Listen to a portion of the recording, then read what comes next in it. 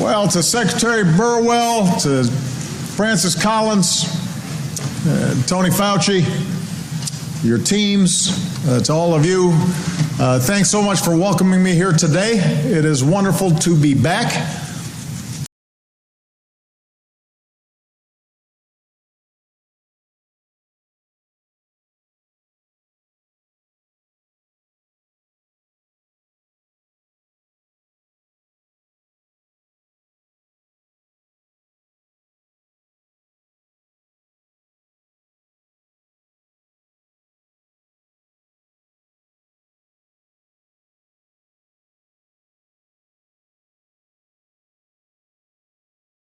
Wonderful to be back to America's laboratory, even if I don't always understand what you're doing. Last year, I welcomed Francis and some of you to the White House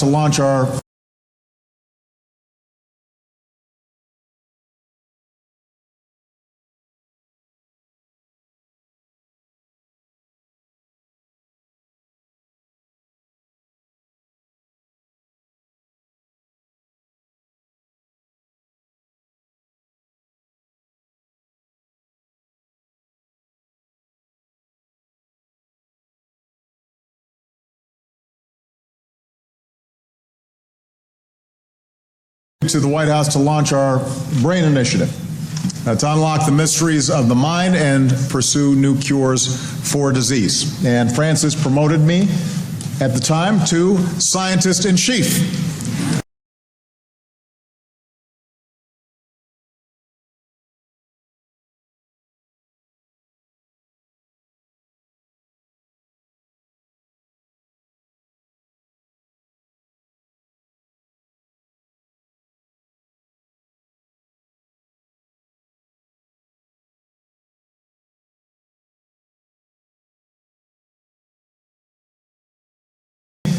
At the time, to scientist in chief, which made me very proud, although I sort of felt guilty that I hadn't studied more chemistry.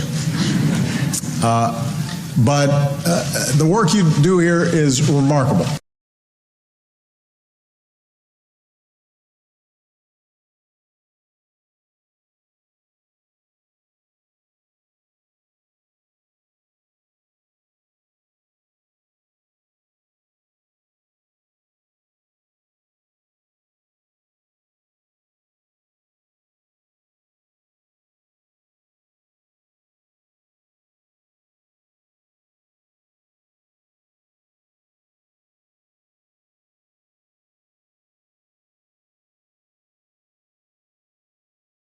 But the work you do here is remarkable. And I just got a fascinating tour of your vaccine research center. I have to say I was very impressed with how you can clone a virus gene into a vaccine.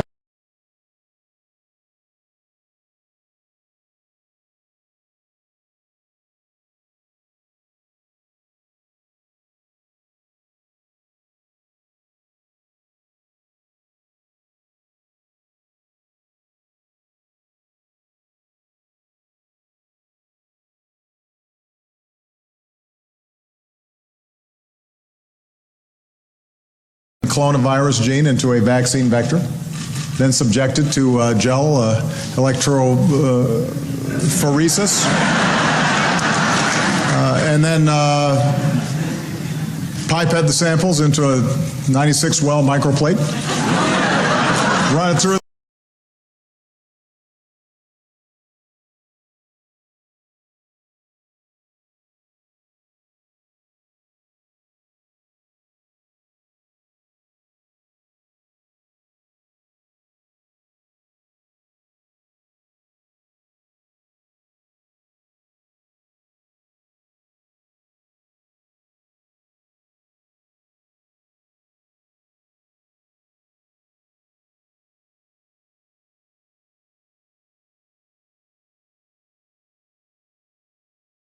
microplate, run it through the world's most advanced multi-parameter flow cytometer.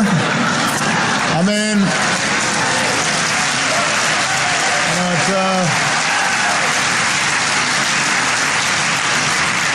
was impressive. I've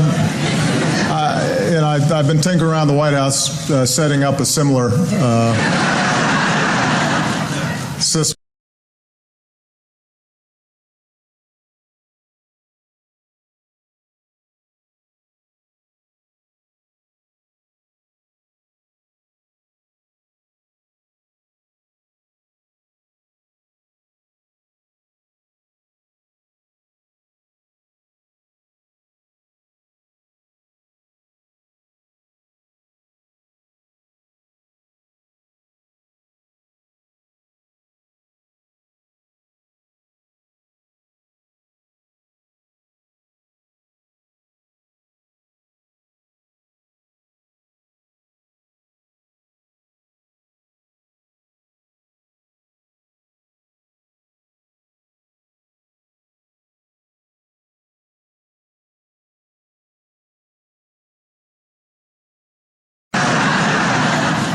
system. We use it for brewing beer, but it works well for your work also. Now, the last time I was here at NIH, early in my presidency, I came to announce a historic boost in funding for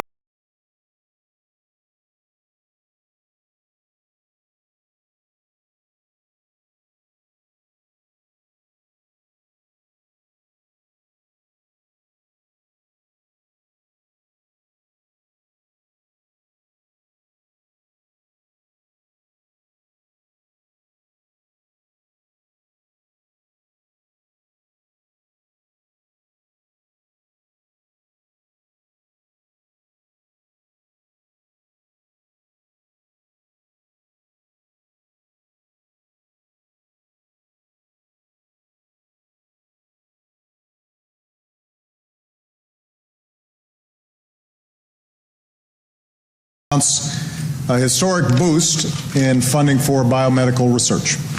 Because part of American leadership in the world, one of the things that has always marked us as exceptional,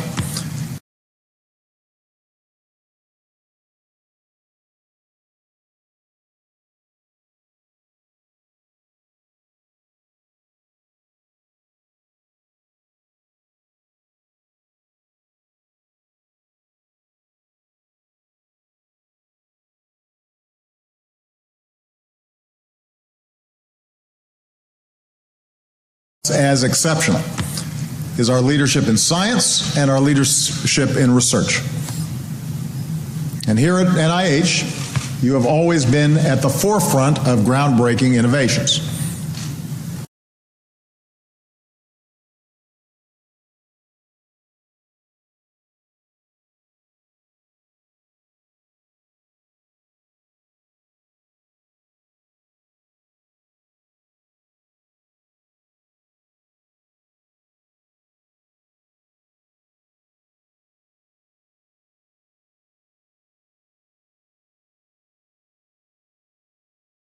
Innovations. You've helped pioneer new treatments for everything from cancer to heart disease to HIV/AIDS. And as a consequence, you've helped not just Americans, but people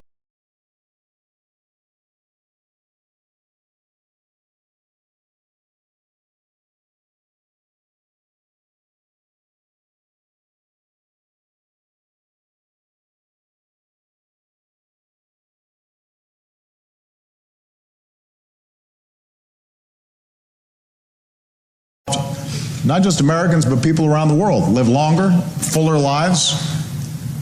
You've saved countless lives in every corner of the globe. And so to Francis and Tony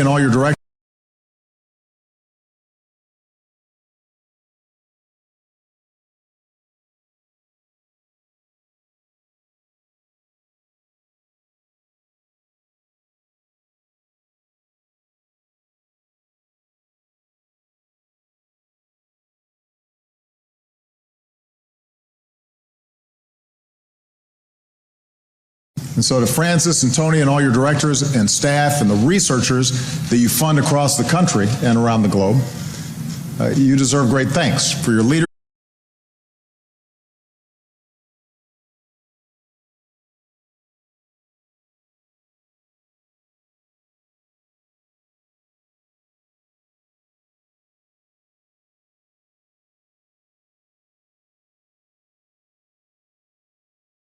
You deserve great thanks for your leadership and your service and your patriotism and your life-saving work. And that brings me back to today.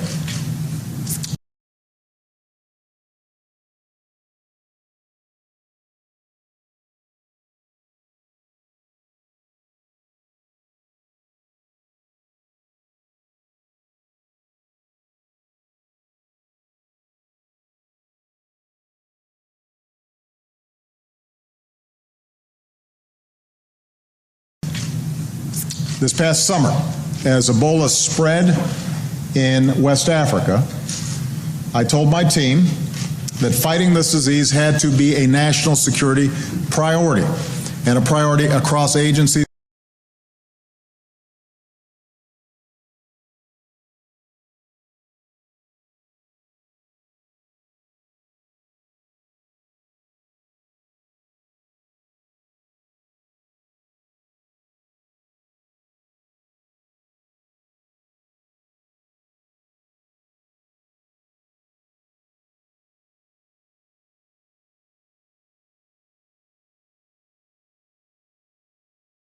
Priority, and a priority across agencies and across our government.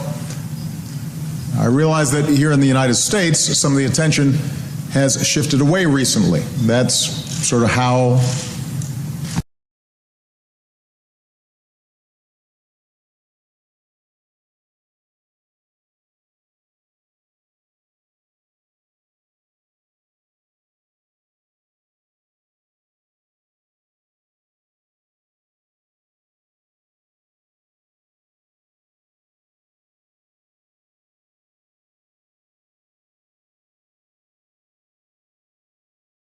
recently. That's sort of how our attention spans work sometimes. Ebola is not leading the news right now. But I wanted to come here because every day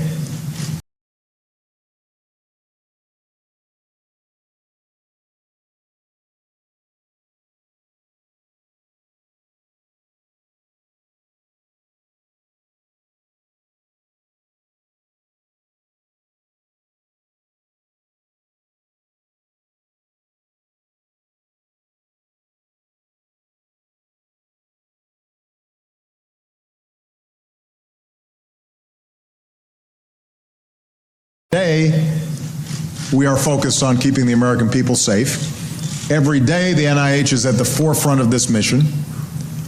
NIH personnel have volunteered and deployed to West Africa. Some have served in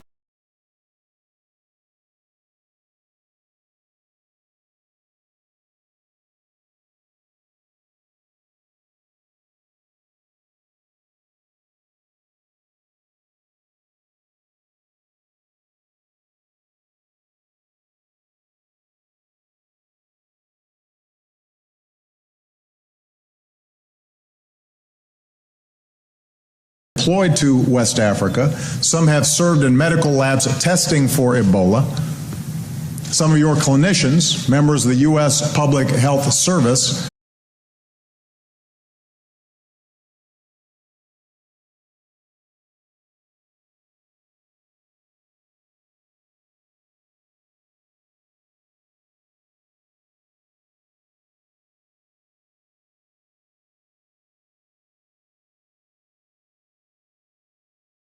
care for healthcare workers who got infected in the line of duty. When Nina Pham, one of the two Dallas nurses who were infected, needed treatment.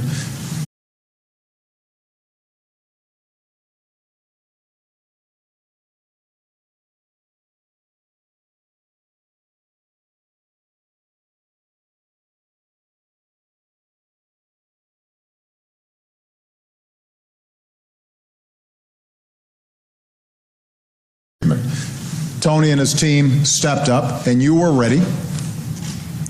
You manned shifts around the clock, day and night. You remembered your training. You displayed great skill and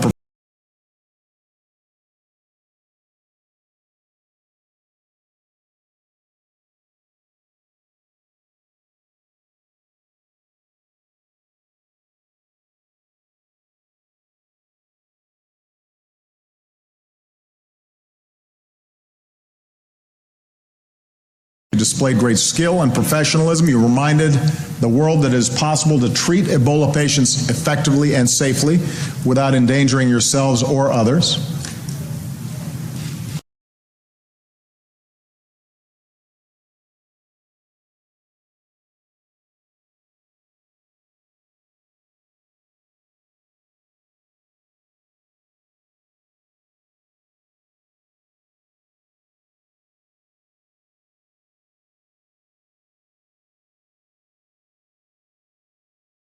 Endangering yourselves or others.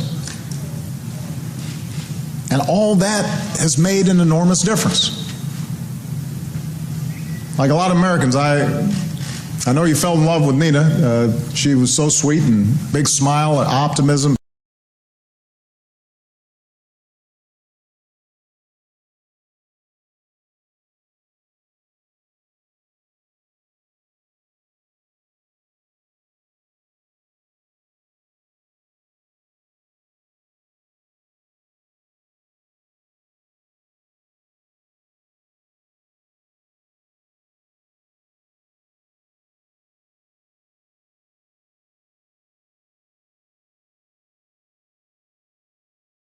So sweet and big smile and optimism, sense of service, and she reminded us of the incredible sacrifices that our tireless nurses make every day, and we can never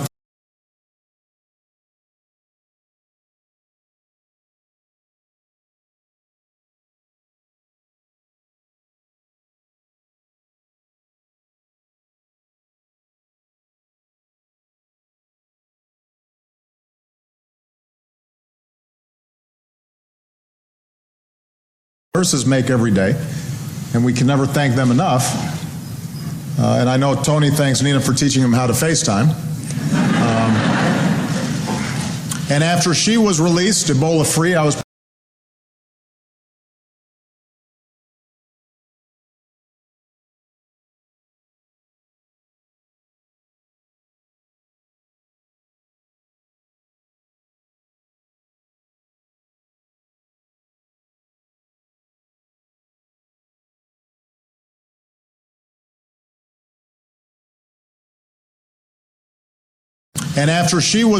Ebola-free, I was proud to welcome Nina to the Oval Office and give her a big hug, and she's now back home in Texas, recovering, getting stronger, and we remember what she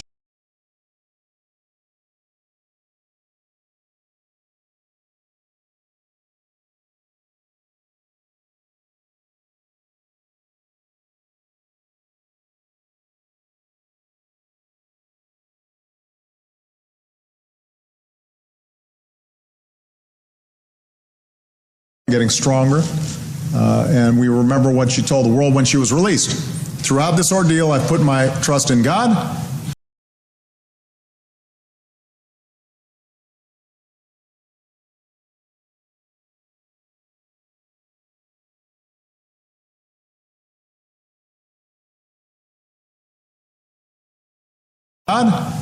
And my medical team. And we thank everyone on her team at the NIH Clinical Center who delivered such remarkable care to Tina. But the point is that the work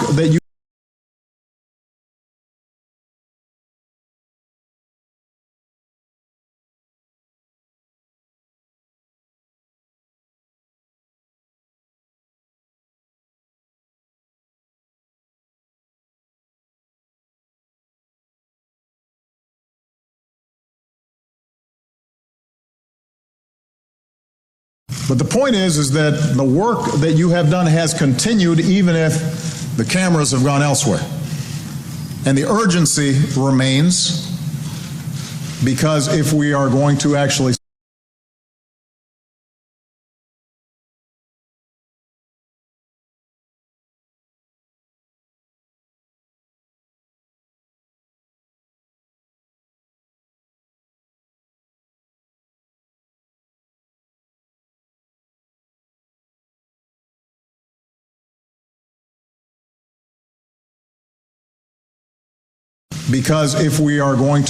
solve this problem for ourselves, we have to solve it in West Africa as well. And one of the great virtues of what you've done here at NIH is reminded people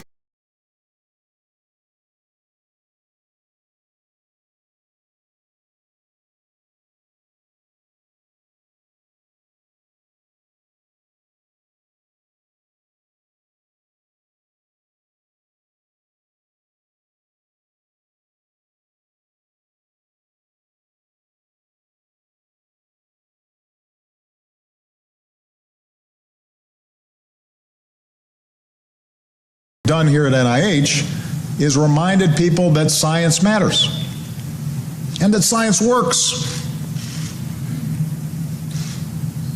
It's not always going to be immediate. Sometimes it's going to be iterative.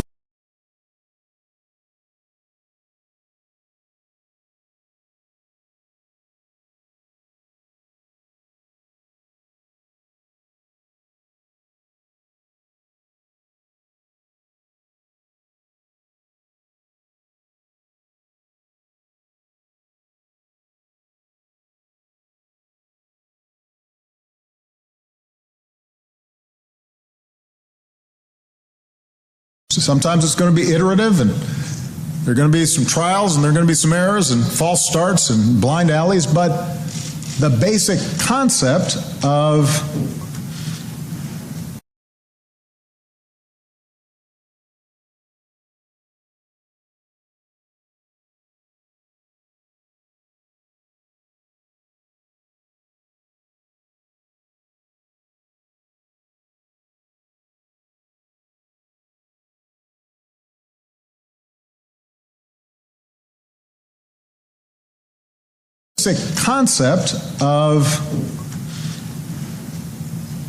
subjecting hypotheses to tests and seeing if they work and being able to document them and replicate them, the basic concept of science, and making judgments on the basis.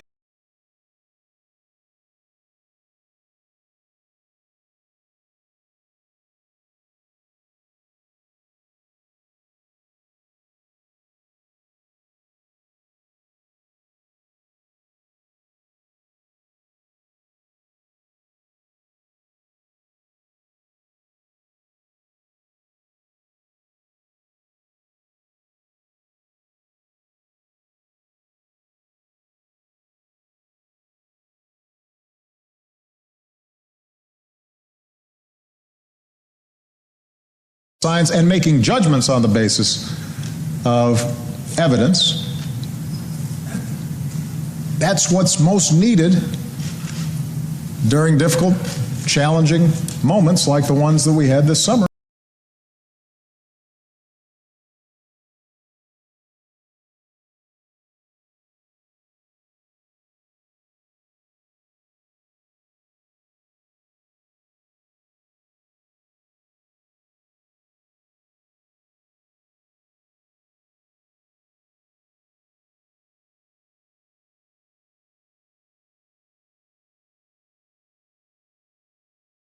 Like the ones that we had this summer and that we continue to have in West Africa.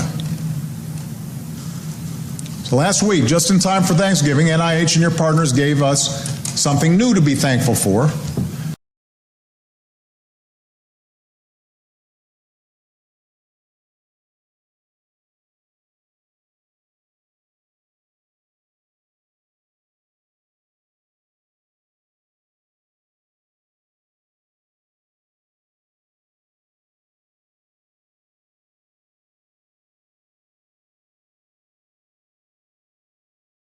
Something new to be thankful for, and that was news of the first successful step, completion of the phase 1 clinical trials of a potential Ebola vaccine.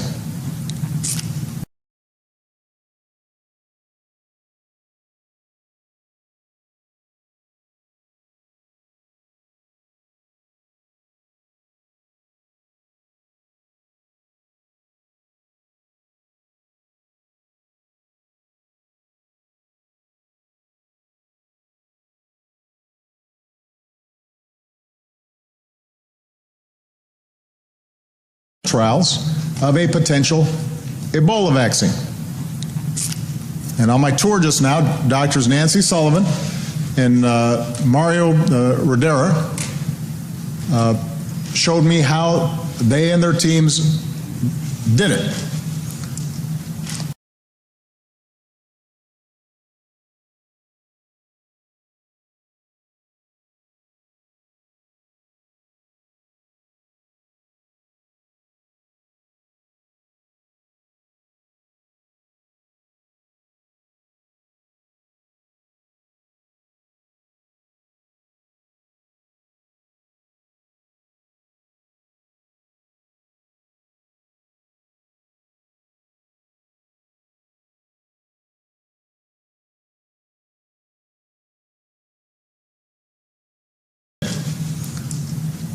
And I have to say, both Nancy and Mario were really good teachers, and were very patient with my rudimentary questions, and the lasers were really cool.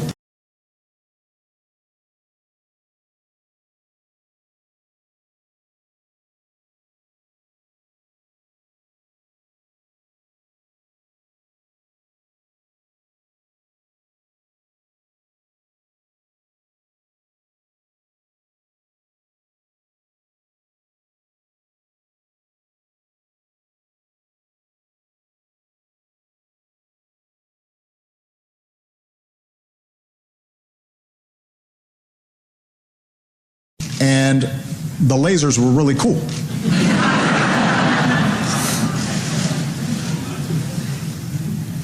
No potential Ebola vaccine has ever made it this far, so this is exciting news. But it's also a reminder of the importance of government-funded research.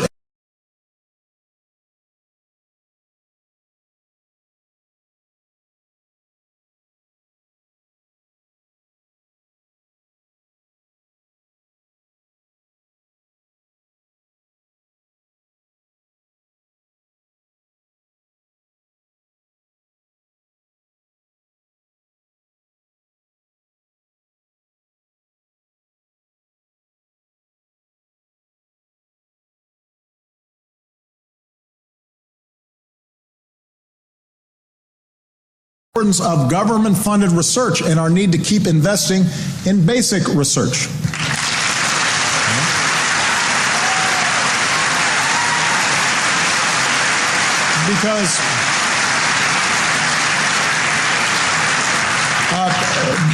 Because Nancy, as she was talking about the steps that had been taken,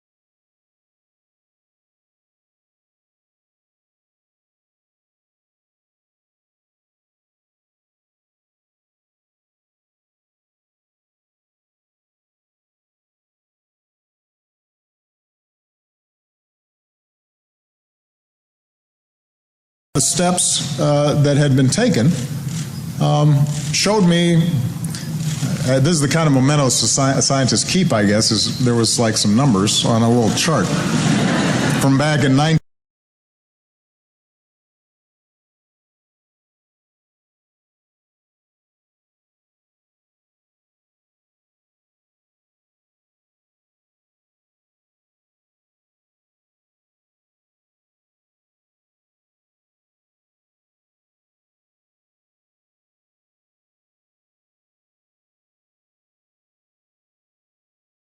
On a little chart from back in 1999,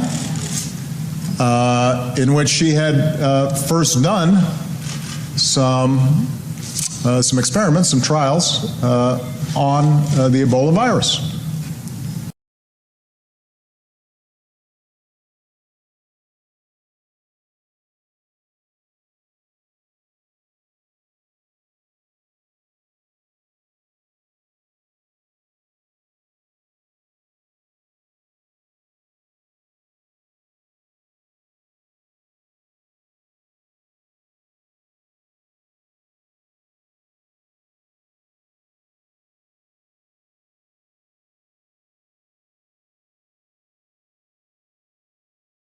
the Ebola virus. So this is the product not just of last year's work, it's the product of over a decade of inquiry and work. And at the time when Nancy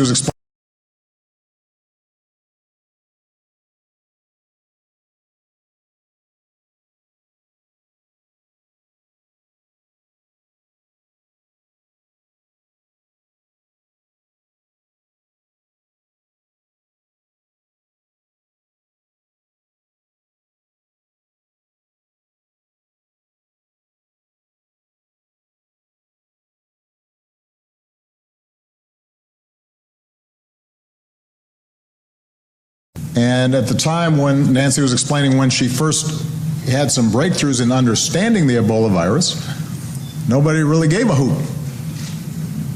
Until you do.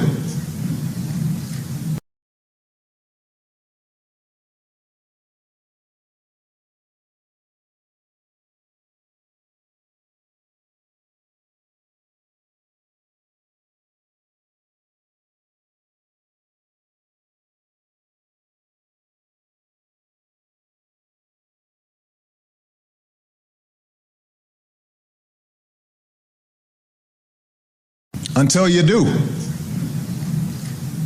And that's part of how science works. You make investments and you pursue knowledge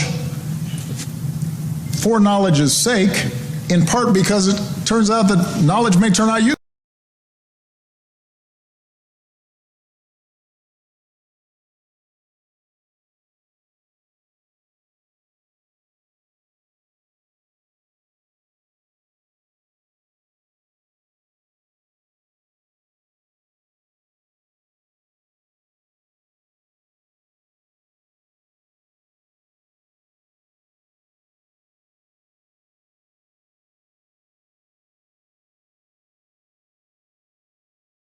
Turns out that knowledge may turn out useful later, and you don't always know when.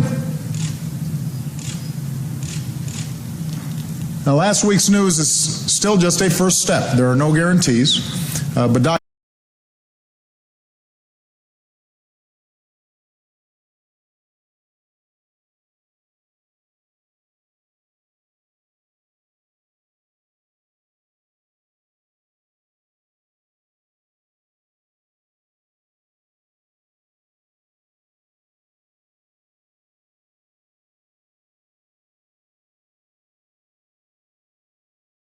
There are no guarantees, but Dr. Cliff Lane, who is here, is working with Liberian officials to begin large-scale tests in that country.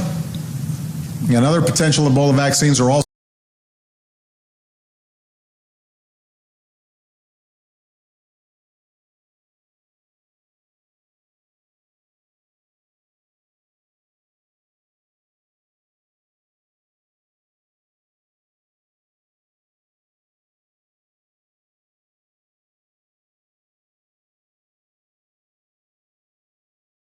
and other potential Ebola vaccines are also in the works. I know that here at NIH, you're also working on potential treatments for Ebola.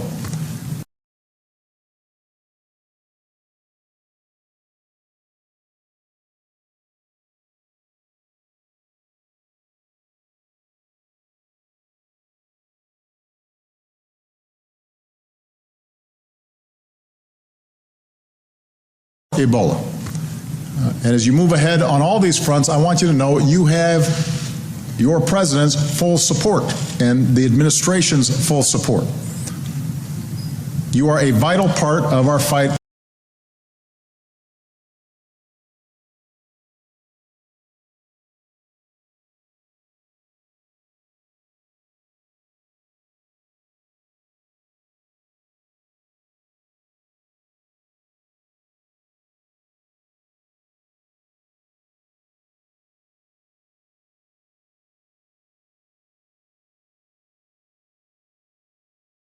You are a vital part of our fight against Ebola across our government.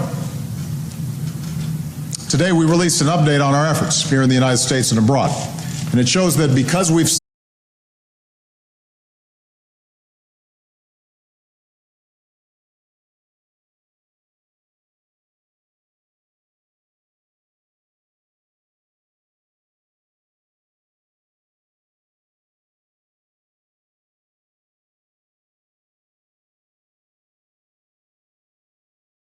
abroad. And it shows that because we've stepped up our efforts in recent months, we're more prepared when it comes to protecting Americans here at home. We're screening and monitoring arrivals.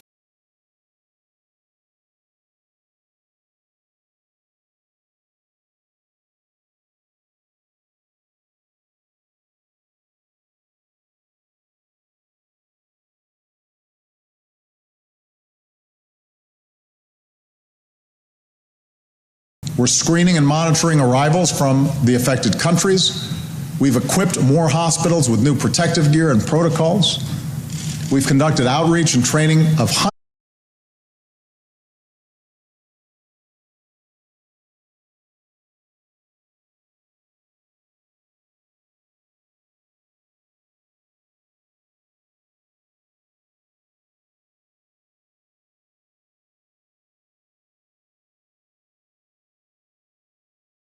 We've conducted outreach and training of hundreds of thousands of healthcare workers. A few months ago, only 13 states could test for Ebola. Today, 36 states can.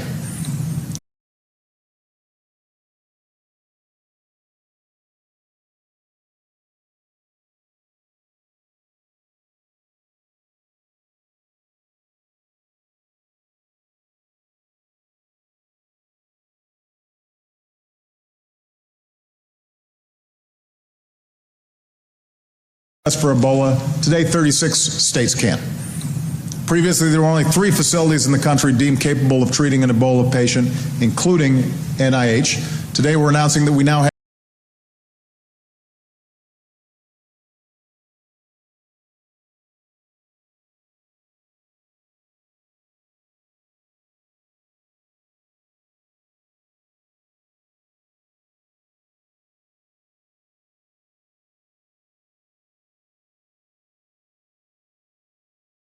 NIH. Today, we're announcing that we now have 35 treatment centers designated to care for a patient with Ebola. So this is important progress, and we're going to just keep on at it. And throughout, we are going to be guided by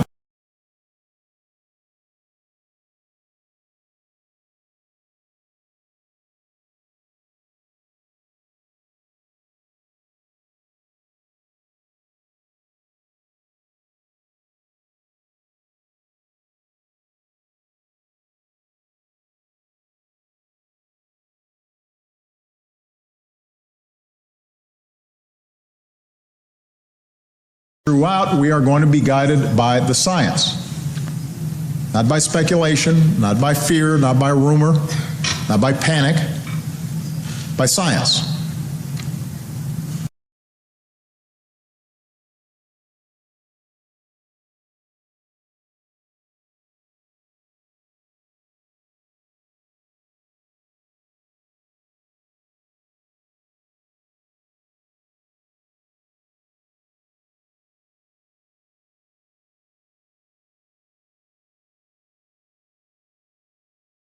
Now, part of what the science and epidemiology and experience has taught us, and I've said this all along, is the best way to fight this disease.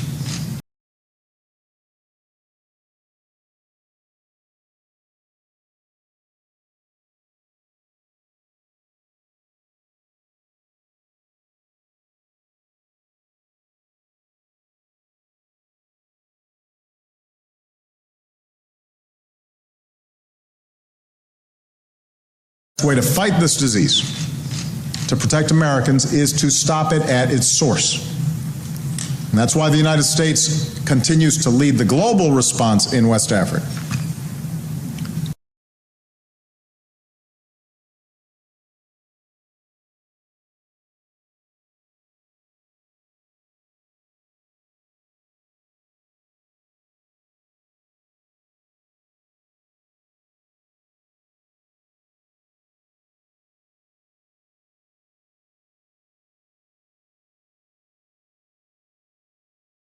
Effort. Some 3,000 of our service members and civilians are now on the ground, manning that air bridge, moving in supplies, building treatment units.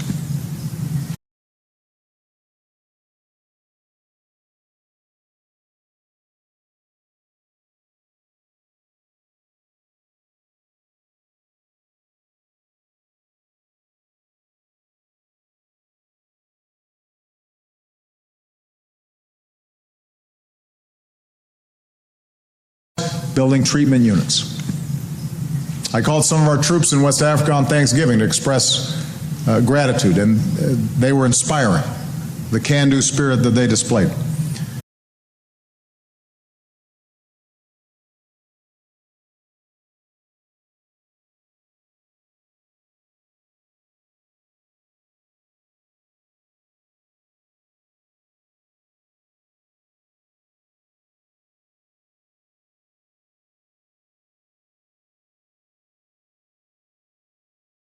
Can-do spirit that they displayed.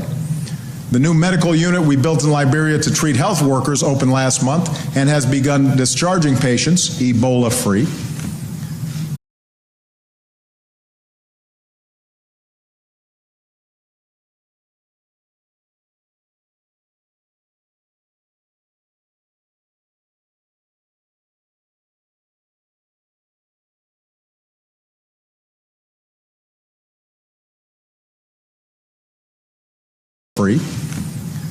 We've ramped up the capacity to train hundreds of new health workers per week. We've helped improve burial practices across Liberia, and as a consequence,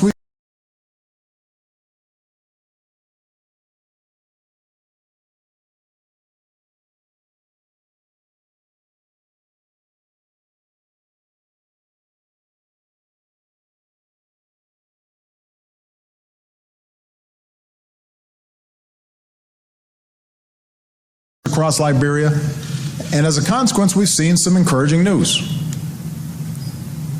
A decline in infection rates in Liberia. And meanwhile, over the last few months, the United States has helped rally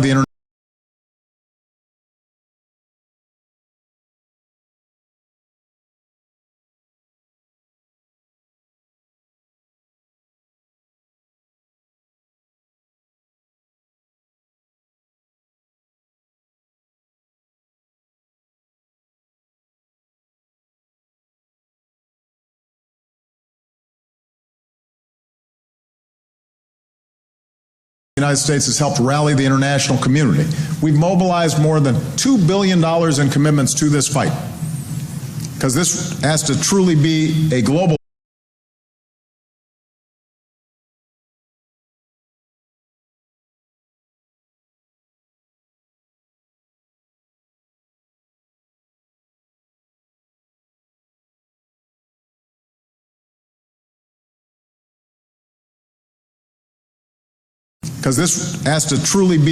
global effort. But that money would not be there had it not been for U.S. leadership.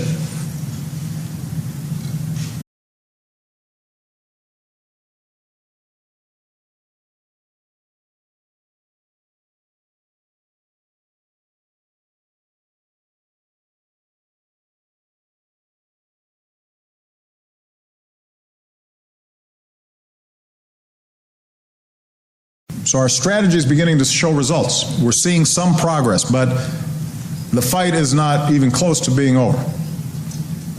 As long as this disease continues to rage in West Africa,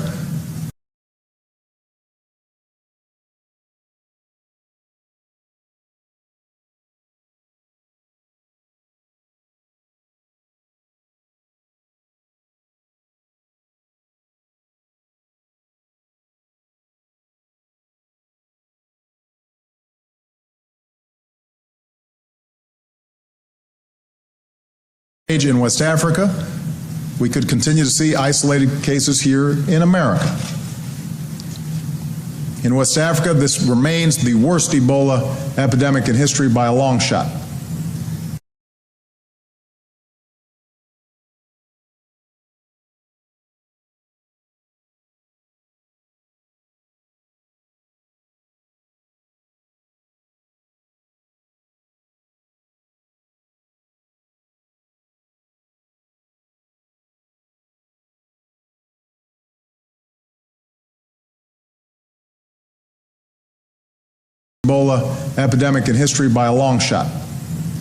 And although we've made some progress in Liberia, we've still got work to do. We are seeing that we still have a lot of work in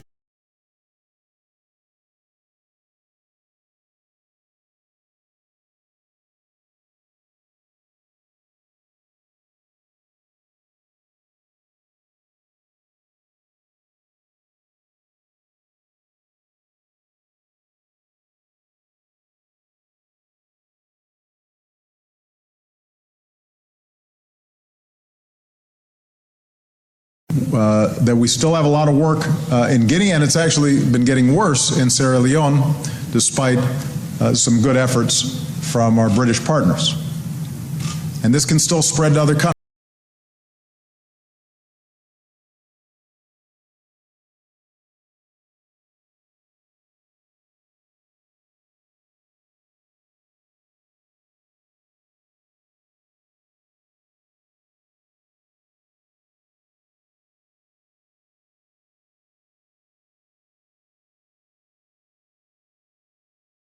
And this can still spread to other countries, as we've seen in Mali.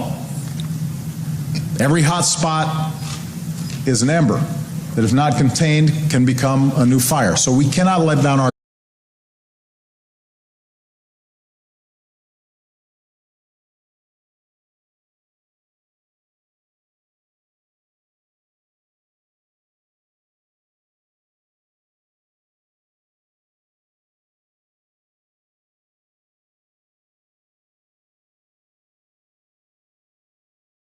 become a new fire. So we cannot let down our guard even for a minute. And we can't just fight this epidemic, we have to extinguish it.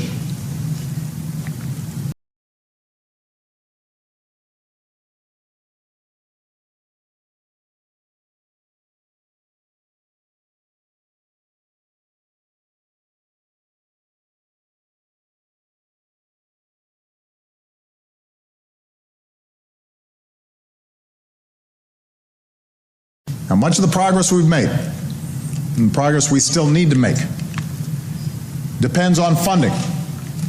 This is an expensive enterprise.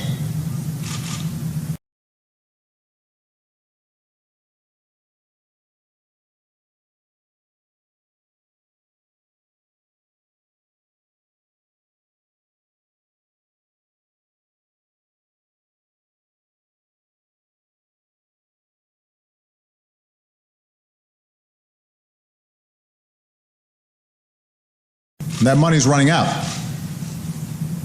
We cannot beat Ebola without more funding. If we want other countries to keep stepping up, we will have to continue to lead the way.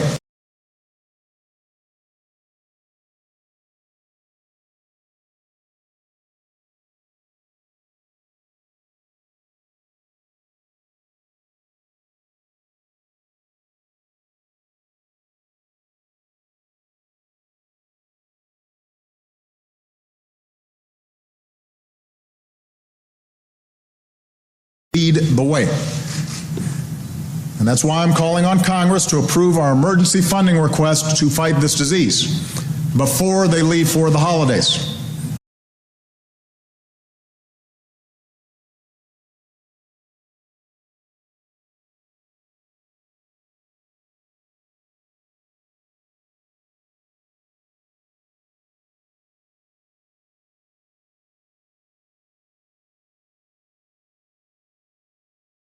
For the holidays. It's a good Christmas present to the American people and to the world.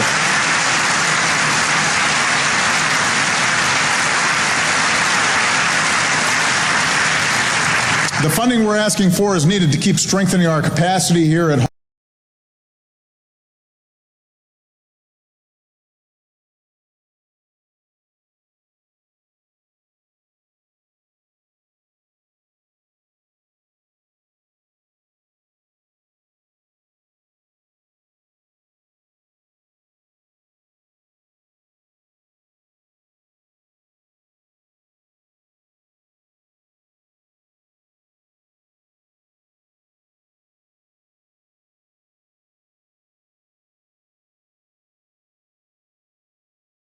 Strengthening our capacity here at home so we can respond to any future Ebola cases. The funding allows us to keep making progress in West Africa. Remember, we have to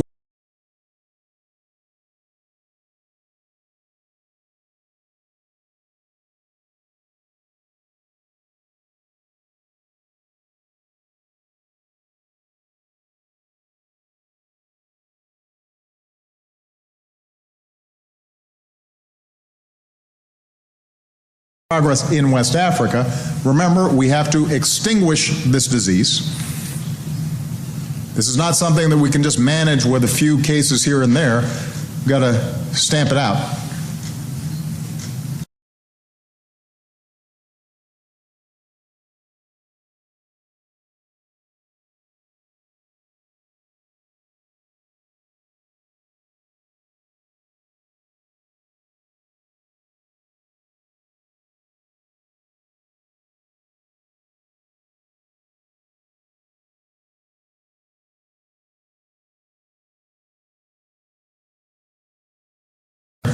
We've got to stamp it out. The funding is needed to speed up testing and approval of any promising Ebola vaccines and treatments, including those here at the NIH.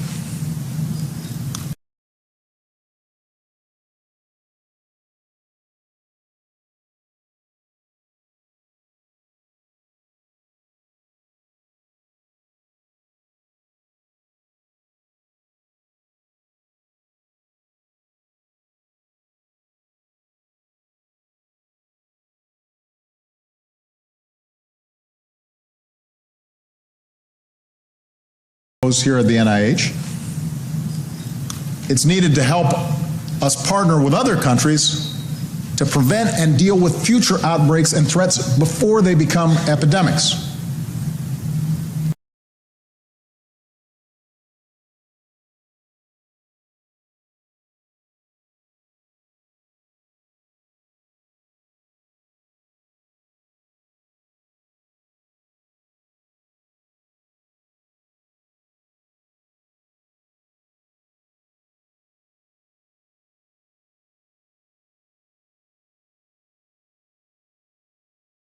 Epidemics.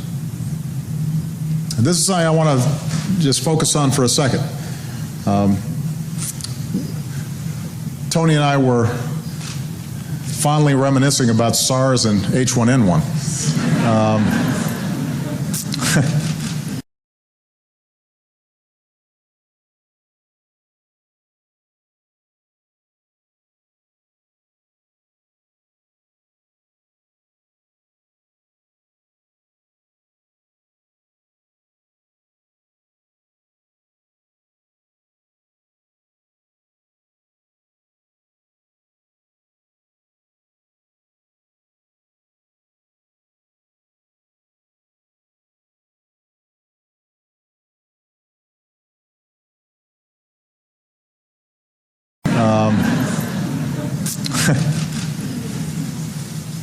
That's what these guys do for fun.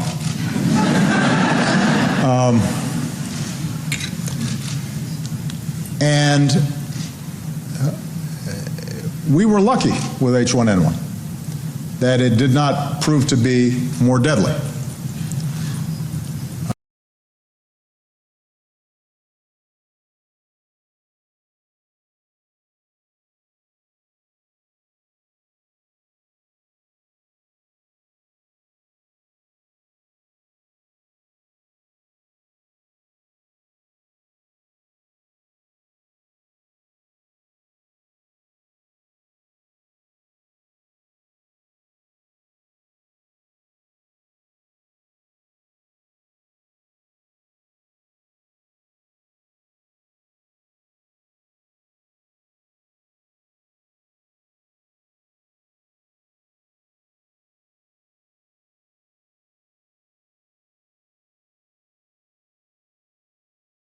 We can't say we're lucky with Ebola because obviously it's having a devastating effect in West Africa, but it is not airborne in its transmission.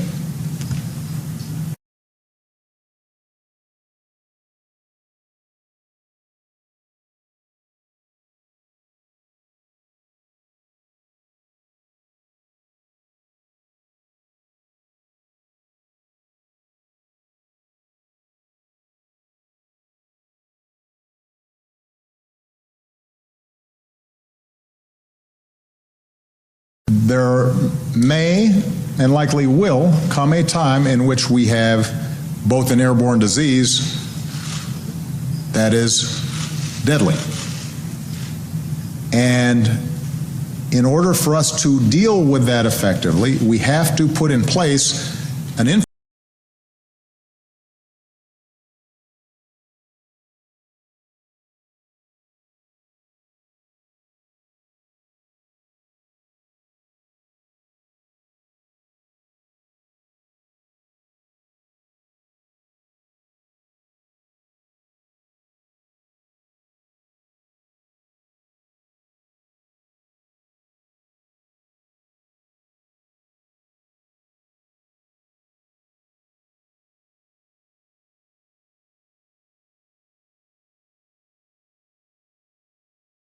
effectively, we have to put in place an infrastructure, not just here at home, but globally, that allows us to see it quickly, isolate it quickly, respond to it quickly.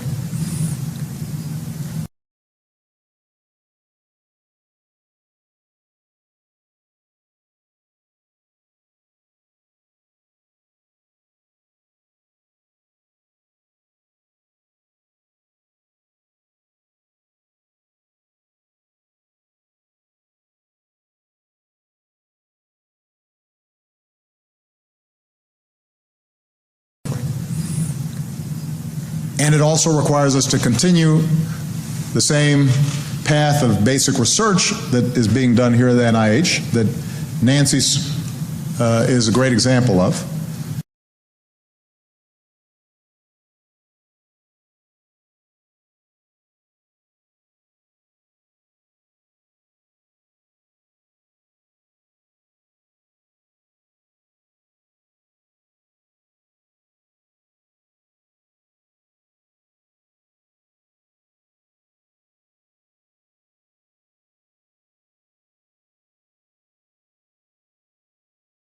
Is a great example of, so that if and when a new strain of flu like the Spanish flu crops up 5 years from now or a decade from now, we've made the investment.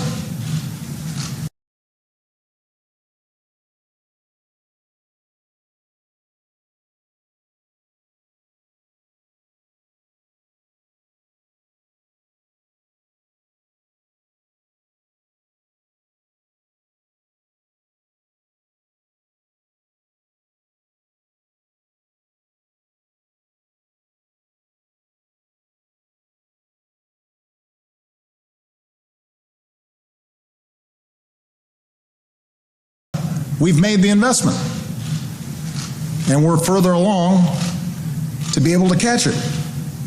It is a smart investment for us to make. It's not just insurance, it is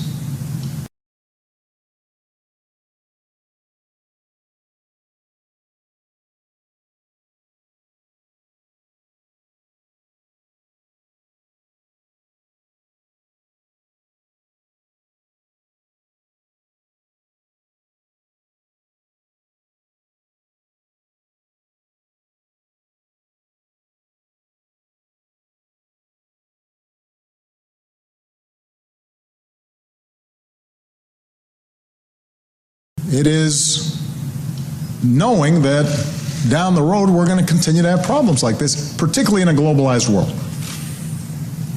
where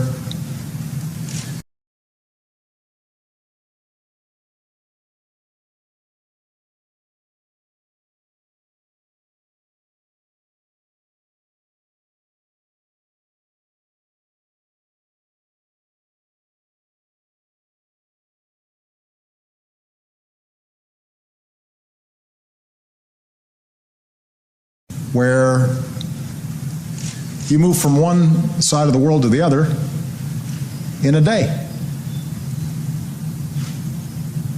So this is important now, but it's also important for our future and our children's future and our grand.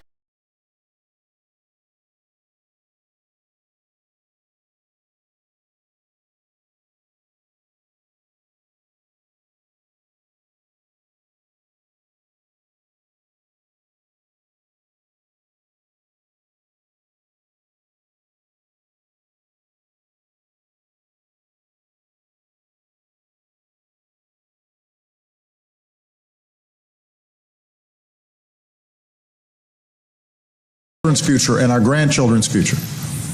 In the last few elections, the American people have sent Washington a pretty clear message.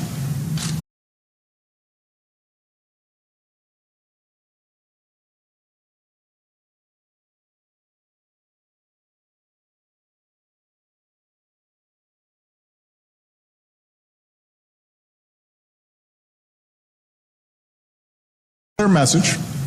Find areas where you agree. Don't let the areas where you disagree shut things down. Work together and get the job done. I cannot think of a better example of an area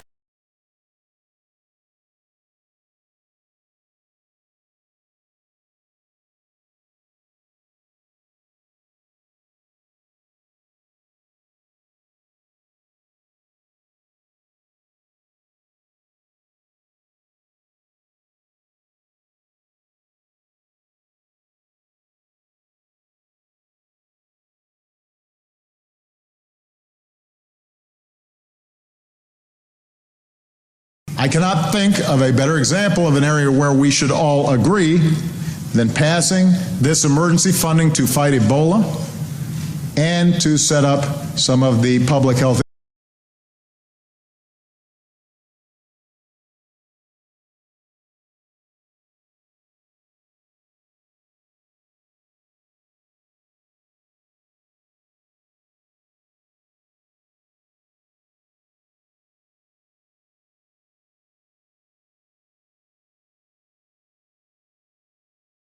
and to set up some of the public health infrastructure that we need to deal with potential outbreaks in the future. How do you argue with that? That is not a partisan issue.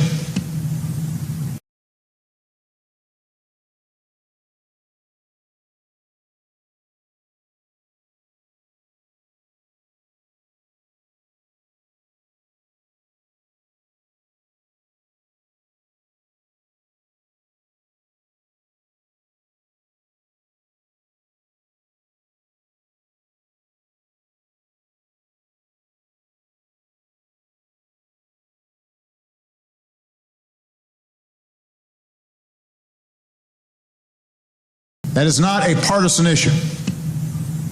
That is a basic common sense issue that all Americans can agree on. Now, I have to say I've been very encouraged so far by the bipartisan support.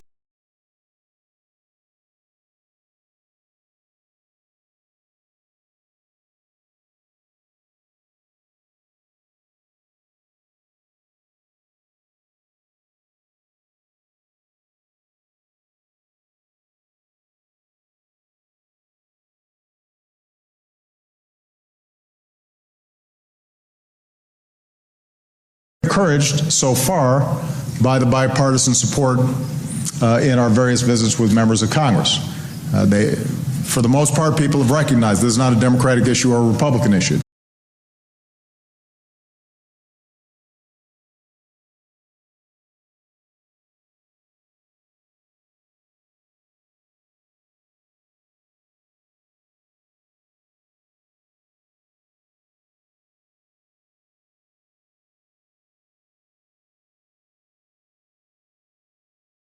Democratic issue or a Republican issue. It's about the safety and security of the American people. So let's get it done. This can get caught up in normal politics. We need to protect the American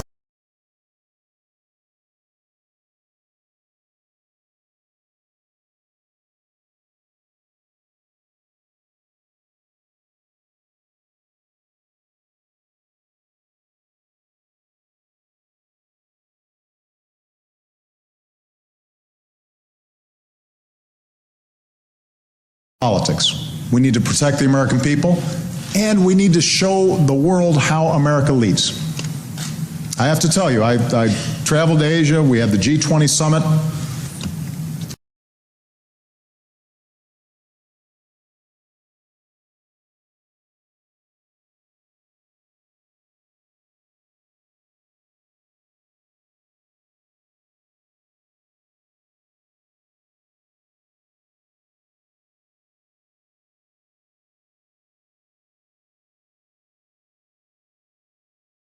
The G20 summit.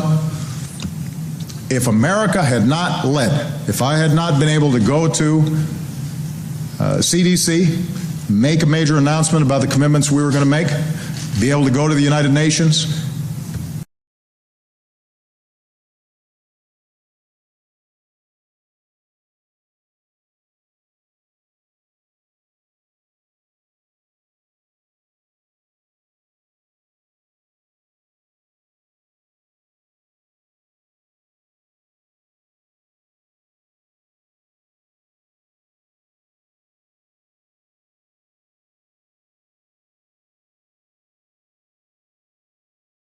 able to go to the United Nations and basically call on other countries to step up and know that we were following through with our own commitments. Had we not done that,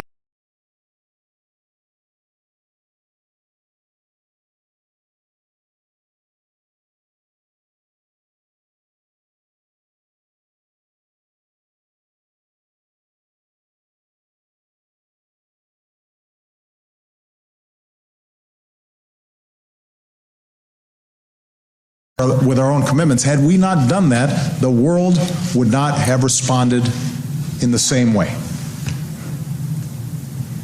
American leadership matters every time.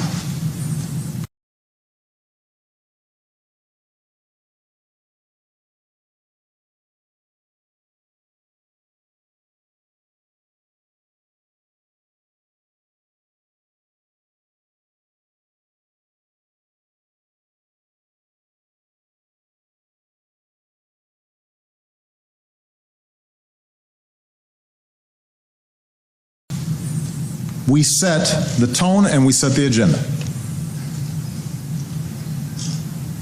Now, in closing, I want to leave with a story that speaks to what we have to do. Nancy Wright-Bowl is from Charlotte, North Carolina.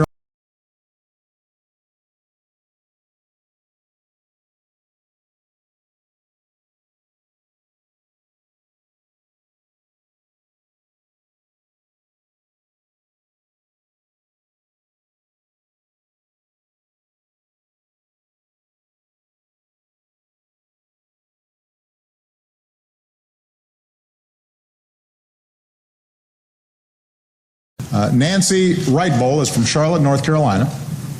She's a mom, grandma, wife, also a Christian missionary. Along with her husband, she went to Liberia.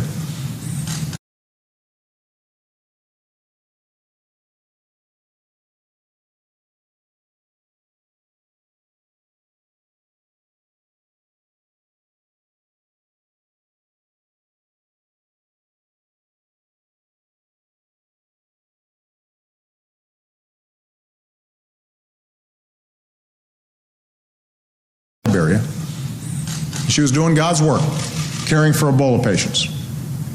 It's hard to imagine a greater expression of the Christian ethic. And she was then infected herself.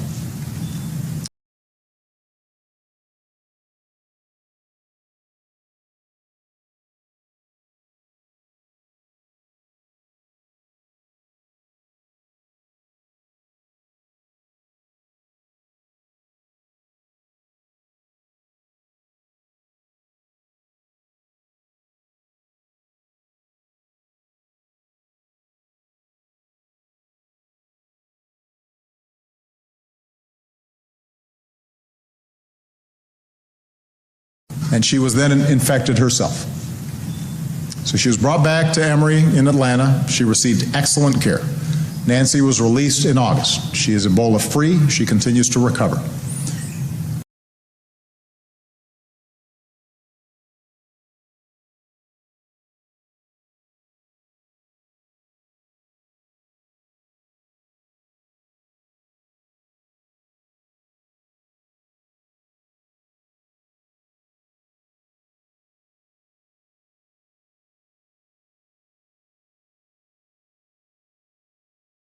Ebola free, she continues to recover. And she said this about how people treat her even today. You have some people that just totally wrap their arms around you and shake your hand.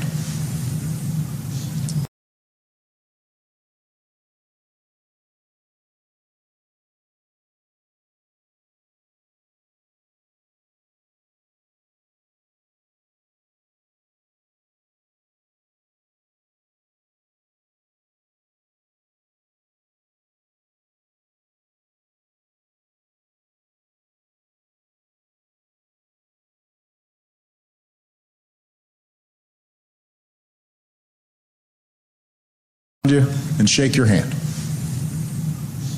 And then you have other people that stand 10 feet away. Some people wrap their arms around you, some people stand 10 feet away.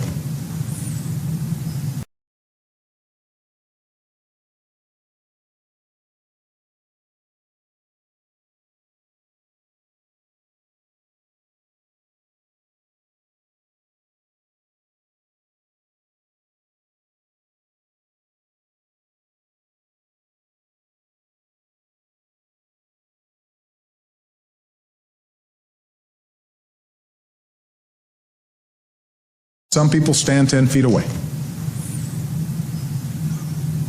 This disease is not just a test of our health systems, it is a test of our character as a nation. It asks us who we are as Americans.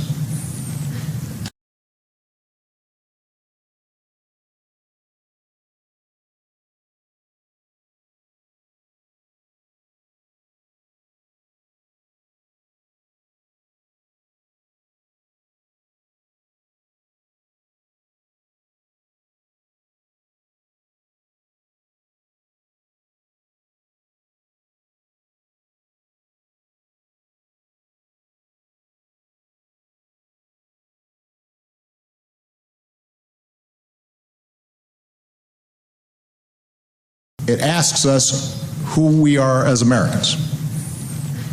When we see a problem in the world, like thousands of people dying from a disease that we know how to fight,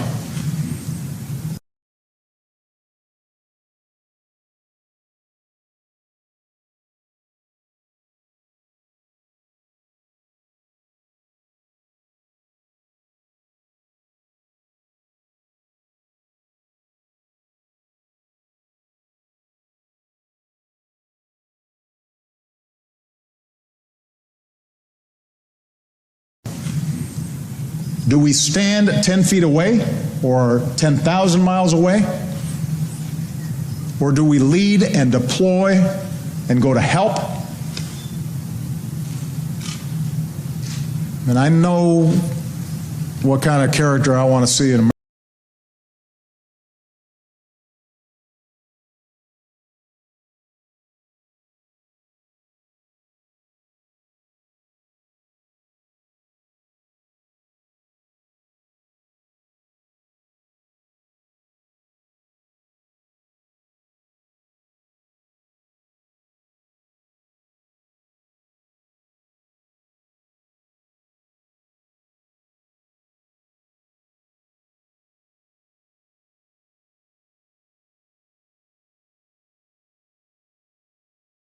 What kind of character I want to see in America. And I know the kind of character that's displayed by people here at NIH and some of your colleagues that are deployed right now.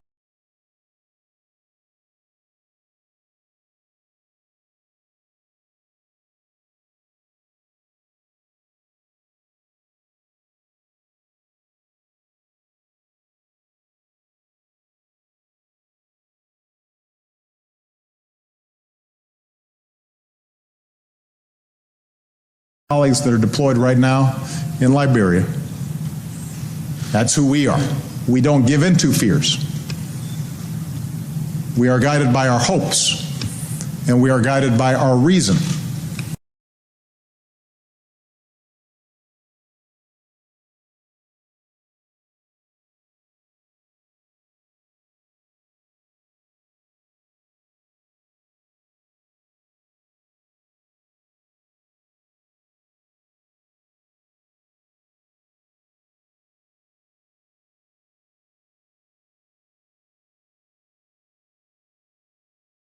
And we are guided by our reason, and we are guided by our faith, and we're guided by our confidence that we can ease suffering and make a difference, and we imagine new treatments.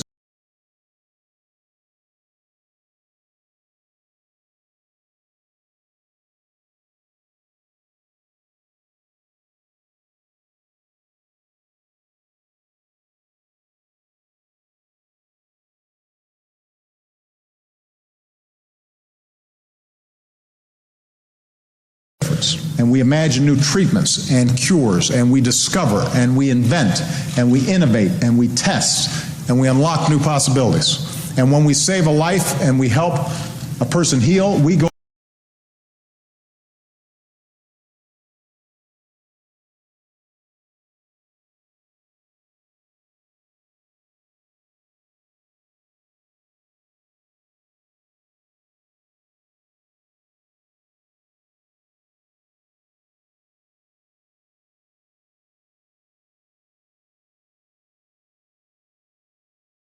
save a life and we help a person heal, we go up to them and we open our arms and we wrap our arms around them with understanding and love and compassion and reason.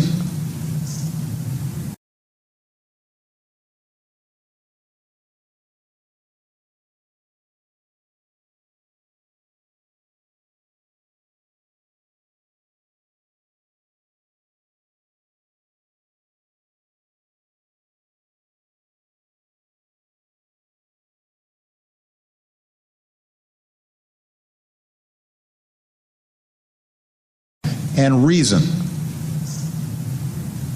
That's what you do here at NIH. That's what we do as Americans. That's who we are. That's who we'll always be.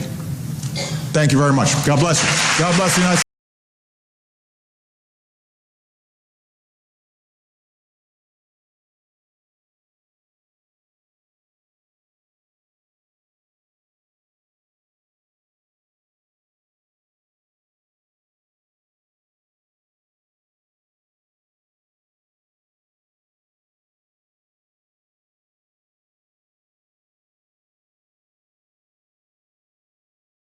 God bless you. God bless the United States of America.